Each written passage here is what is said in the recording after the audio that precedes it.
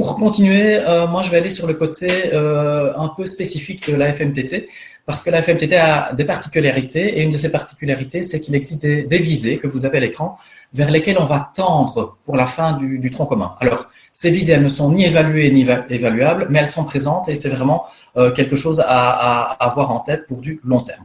Alors, une des visées, comme dans d'autres disciplines d'ailleurs, c'est le développement de l'autonomie. Les élèves commencent évidemment à la développer avec l'aide de l'enseignant, et puis progressivement, ils vont réussir à se développer seuls, tout comme ils le font dans d'autres disciplines. Une autre visée, c'est le développement de la cognition. Là, c'est vraiment important aussi. Donc, la cognition, qu'est-ce que c'est? C'est en d'autres termes, amener les élèves à s'approprier, par exemple, des savoirs, un vocabulaire spécifique, comme vous l'avez vu dans la vidéo, et à s'approprier ces termes de vocabulaire, par exemple. Alors, attention, hyper important que ça se fasse en situation. Les élèves utilisent les mots lors de la réalisation concrète, lorsqu'ils réalisent leurs recettes, lorsqu'ils réalisent leur montage, qu'ils construisent leurs outils, etc. On n'est pas dans des définitions de dictionnaire. Alors, autre visée, c'est la créativité. Hein, c'est une des visées à développer. Et donc, par exemple, les élèves vont imaginer comment ils vont s'y prendre pour arriver à réaliser leurs tâches, leurs projets, leurs défis. Ils vont découvrir une nouvelle démarche à s'approprier. Donc, de nouveau, visée qu'on essaie de mettre en œuvre pour la fin de la petite 6 sans attendu précis. La collaboration, elle concerne notamment le travail en équipe, le fait d'être attentif à ne pas blesser les autres, etc., à savoir travailler ensemble. Et enfin, la dernière visée que vous avez à l'écran, c'est ce qui concerne le développement durable. Alors, on va régulièrement mettre le focus sur la problématique du développement durable, soit en tant que projet, soit au sein d'une activité spécifique. Alors, évidemment, comme Catherine l'a dit tout à l'heure, d'ailleurs, ce développement durable se travaille aussi en lien avec d'autres disciplines, comme par exemple les sciences ou le PC, l'éducation philo-citoyenneté. Voilà. Alors, je reviens ici sur les quelques focus sur les différents moments de l'activité que vous avez vu dans la vidéo. Donc voilà, donc rien de grand nouveau. Une activité culinaire, c'est vraiment une pratique habituelle de classe. Hein, vous avez tous l'habitude certainement d'en réaliser. Mais ici, pour qu'elle constitue vraiment un apprentissage en FMTT, il a fallu mettre en évidence certains éléments. Donc, il faut prendre conscience, en fait, aux élèves des gestes techniques qu'ils développent. Chez nous, adultes, ils sont automatisés, tous ces gestes, mais pas encore chez les enfants. Donc, ça constitue vraiment un nouvel apprentissage. Il faut aussi leur apprendre le vocabulaire des ustensiles utilisés et aussi leur apprendre à assurer la sécurité sanitaire en manipulant les ingrédients. Alors, voyons vraiment ce qu'on a pu découvrir durant l'activité. Donc, probablement ce que vous avez pu noter de votre côté. Donc, je suppose que ça va rejoindre ce que vous avez effectivement écrit de votre côté. Donc, voilà, lire un document technique, on a énoncé les techniques rencontrées dans un tutoriel. Donc, ça, c'est un des apprentissages, c'est de pouvoir énoncer les techniques rencontrées dans le tutoriel. Autre savoir-faire qui est travaillé, c'est de énoncer les étapes de la recette. Donc là, c'est vraiment un apprentissage en FMTT, c'est de pouvoir, sur base de la lecture du document technique, qui ici est une recette, pouvoir énoncer les étapes. Ensuite, on va préparer le poste de travail. Et donc là, on va apprendre à disposer le matériel qui était ici en P1, P2. En tout cas, c'est préparé par l'enseignant. L'autonomie, comme l'a mentionné Tania un instant, elle est développée un petit peu petit à petit. Donc ici, pour l'activité qui était travaillée en P2, voilà, les enfants n'étaient pas encore totalement autonomes. Donc ici, c'est un matériel qui est préparé par l'enseignant et l'enfant identifie lui-même quels sont les ustensiles qui correspondent à la recette.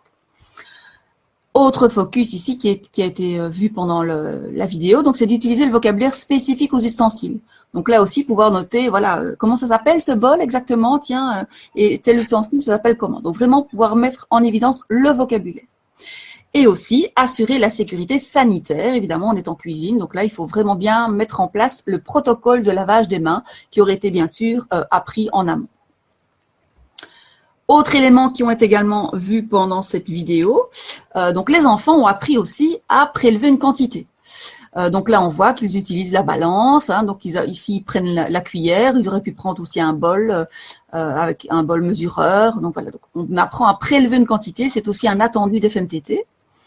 Dans les autres gestes techniques d'FMTT, c'est aussi apprendre à transformer un aliment. Donc ici, on apprend à casser un œuf, on apprend à fouetter, on apprend à mélanger. Donc ce sont des gestes qui permettent vraiment de transformer les aliments.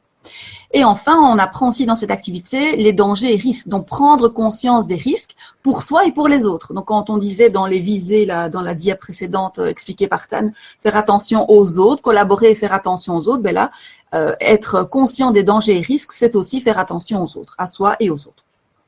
Ça, c'est donc pour quelques focus sur l'activité.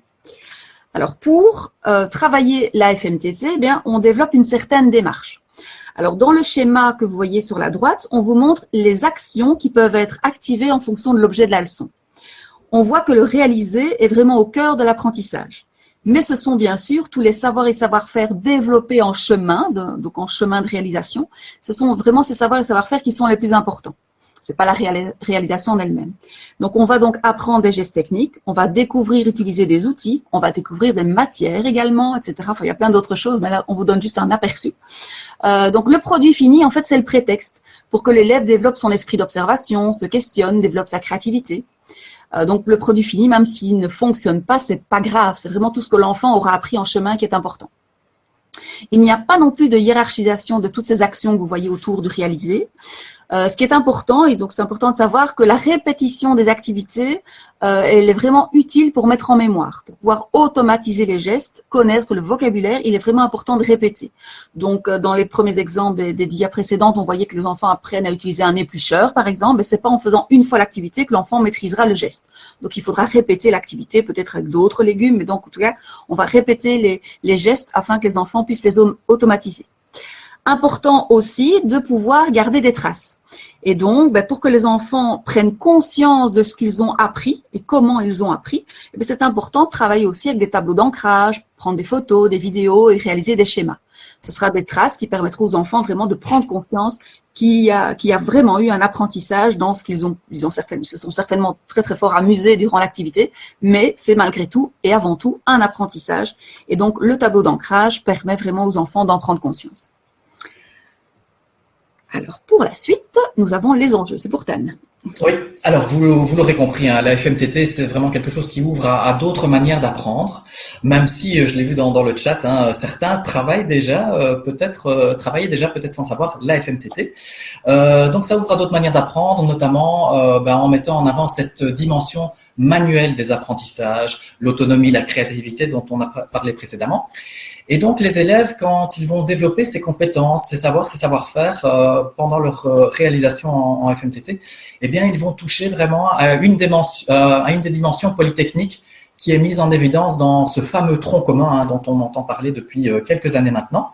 Et donc, ça va peut-être permettre à certains élèves, après avoir manipulé, après avoir testé, réalisé, après avoir agi, de pouvoir éventuellement, s'ils se sentent bien dans ce genre d'activité, eh bien de pouvoir choisir une filière technique dans laquelle qui ne deviendrait plus, alors qui ne serait plus alors une filière de relégation comme c'est un peu trop souvent le cas à l'heure actuelle, mais plutôt un choix qu'ils feraient après avoir vécu, manipulé, réalisé.